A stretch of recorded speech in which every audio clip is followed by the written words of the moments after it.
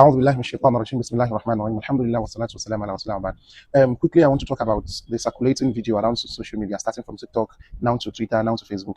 Ẹ jọ̀ọ́, ẹni tí ó bá fẹ́ wo fídíò yìí, à ń bẹ̀ yín ẹ jọ̀ọ́, ẹ wo fídíò yìí kẹ́ wò ó tán yányán torí àwọn nǹkan tá a fẹ́ clarify bẹ́ẹ̀ bí àwọn secrets àwọn ọ̀rọ̀ yìí la fẹ́ clarify. Ẹ jọ̀ọ́, ẹ bá ní wo fídíò yìí. Alákọ̀ọ́kọ́, ẹ̀tọ́ wo ni mo ní láti ṣe fídíò yìí? Number one, òun ni wípé lára àwọn MC tó ṣe program lọ́jọ́ yẹn, òun ni mo wà.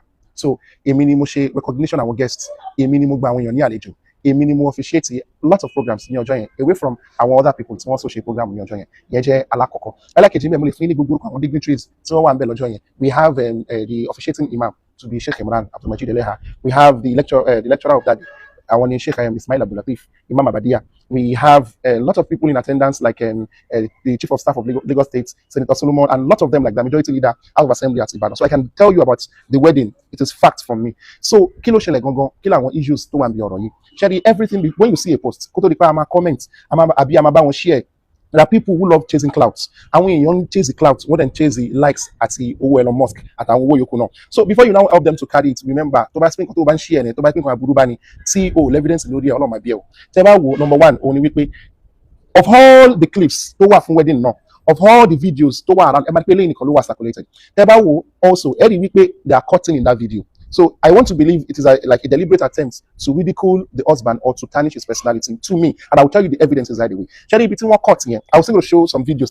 Okay, video Timoshe, BBT, or show love, see Iyawo, even on that day. And even before they got to that wedding, there were times they went to waterfront, there were times they were together in the hotel. Emari, we Okoyenshimba, and when Okoyen personally to me, we spoke 3 weeks ago. The first time ever Tama Soro. We spoke for 30 minutes. We started the conversation around to 11 nearly, but our conversation it was already after 11. Kebali Mobi Oshewa jovial too. Anything more than Aburo anytime so which is Okoya will tell if I'm 10 lash Lini. Aburo, I am a teacher to his younger brother in school. They did graduation yesterday. This same guy and his wife were still together yesterday. A very emotional guy. When the boy was presenting his speech, but what proud. He was crying like a baby yesterday because of the emotional speech of his younger brother. So Bugba Intertilo she 13 so she all of my speech So first one I want to tell you today, what is the reason behind that video? Kilo shele video yẹn tó fi chief àbí bẹ́ẹ̀ bẹ́ẹ̀ lọ. Ṣebí bàbá ẹni tó ń ṣe fídíò yìí tó ń ṣe wedding yìí Haji Mansour is a wealthy man and he told the family entirely pé ẹ gbọ́dọ̀ dáná, ẹ má dáná anything, ẹ gbé gbogbo cost of dídá oúnjẹ táwọn èèyàn máa jẹ. The all is 1,500 at Ìkẹjà, ẹni tó bá mọ yard 158 ní Ọ̀rẹ́gun ní Ìkẹjà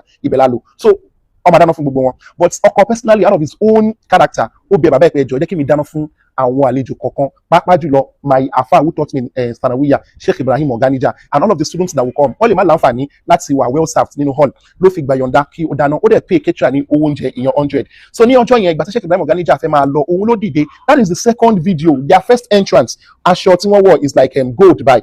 It's something like gold or not wine. So entrance in here. About a year of videos, chief of staff, everybody. In fact, he wasted my own time as the MC. I kept on saying, Ejo, Efokoyawole.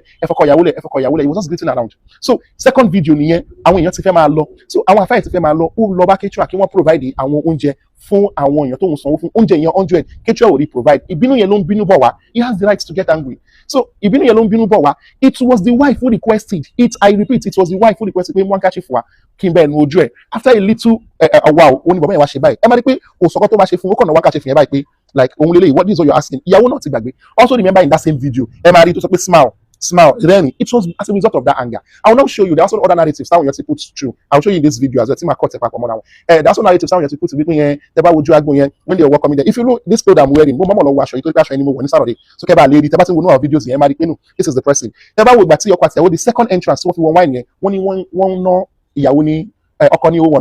that's a beautiful line. In fact, I was telling the wife, I was telling the bridesmaid, is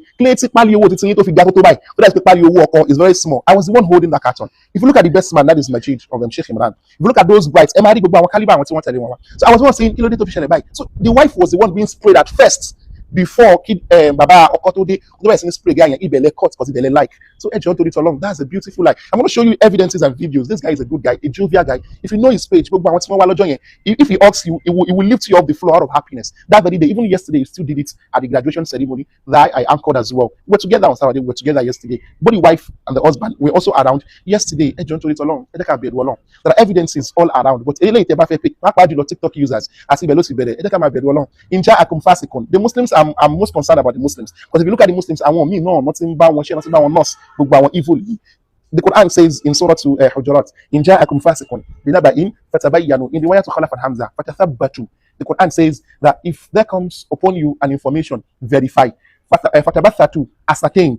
Like ẹ fìdí ẹ̀ múlẹ̀ kó tó di pé máa bẹ̀rẹ̀ sí ní máa share káàkiri. Mo fọlọ́run bẹ ìwọ tó bá ní fídíòs yìí tó mọ̀ pé wọn náà ló share first one yẹn jọ nítorí tọ́lọ́run kó bá lè kó ègún kúrò lórí ara títí ẹjọ́ bá níbi share padà. Just to save the person, just to bring back his personality. We're talking about restoring the personality of a person who is known to be jovial, who is known to be generous and kind. Tẹ́ bá wọn videos tó ti ń kíyàn ẹ bá yìí bọ́ ṣe hàn gẹ̀. And I also forgot to also mention the part that people were saying that's the second wife. Irọ́ ni o, second wife kẹ̀.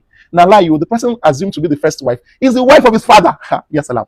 It's the wife of his father. Only number one. Number two, there are also people saying maybe because the girl is not from a wealthy family or that's why she's Nalayo. It was the family of the girl who brought the chief of staff of Lagos State. Yeah, you heard me right. Chief of staff to the present governor of Lagos, of Lagos State. It was the family that brought. Yeah, it was the family that also brought this barrister that owned this school in Osun State. The lady in a cob wore won an award of recent in I don't know, maybe it is Qatar or somewhere. This Nikobi lady that won an award. It was that school, barrister something I can't remember the name. Aroim International School in Osun State. It was the family that invited this man as well. So there were lots of people, VIP guests on that seat, invited by the family of the wife. So they are also wealthy. And if you want to talk about people are saying maybe they don't have mothers, well, may Allah forgive their mothers, both the wife and the husband. They've lost their mother. So this